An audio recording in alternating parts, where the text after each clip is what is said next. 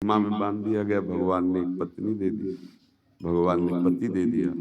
अब एक सीमा में आ जाओ, दूसरे की तरफ आंख उठाना बंद करो, दूसरे की तरफ वृत्ति ले जाना बंद करो। अगर आपको कुछ ही समय में अंदर से घृणा ना हो जाए तो मैं बताना, या बहुत हो गया, कुछ नहीं मिल रहा, तभी सीमा में बांधा गया है। क्योंकि सीमा में न बंधने पर मन हमको भ्रमित करता रहता है कि इसमें तो नहीं है जो हमारे पास है, उसमें सुख है, इस अवस्था वाले शरीर में नहीं, इस अवस्था वाले में।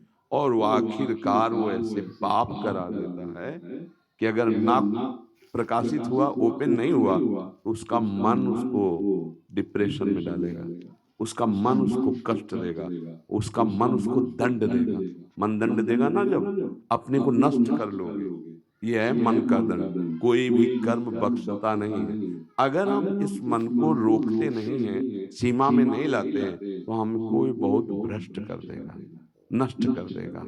अब इसको एक सीमा में ले आओ, सीमा में भी सीमित विचार से, व्यभिचार पूर्वक नहीं, धर्म पूर्वक।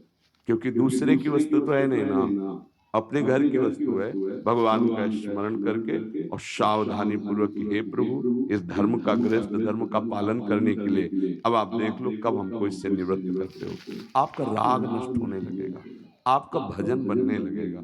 सबसे ज्यादा ये भोग बुद्धि हमारे को नष्ट की है, अपने को नष्ट, ये बुद्धि हमारे को नष्ट की है, अपने को नष्ट की है। बातें चाहे जितनी बनावे, समाज में एक अलग चेहरा होता है अपना, वह एकांत में एक अलग चेहरा होता है। जिसका समाज और एकांत का एक चेहरा होता है, उसे महात्मा कहते हैं। चाहे वो पैंट शर्ट में हो, चाहे वो जिस भाव में हो। और जिसका कैमरे के सामने और कुछ चेहरा रहता है और एकांत में कुछ और रहता है, प्राय कोई बिरला ही होता है जिसके दो चेहरे ना हो।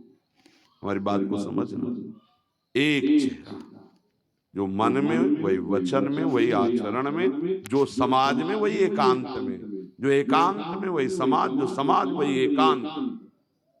अब सच्चा भजन होने लगेगा। ये भोग वासना की वृत्ति को दबा देना, सह जाना, मिटा देना,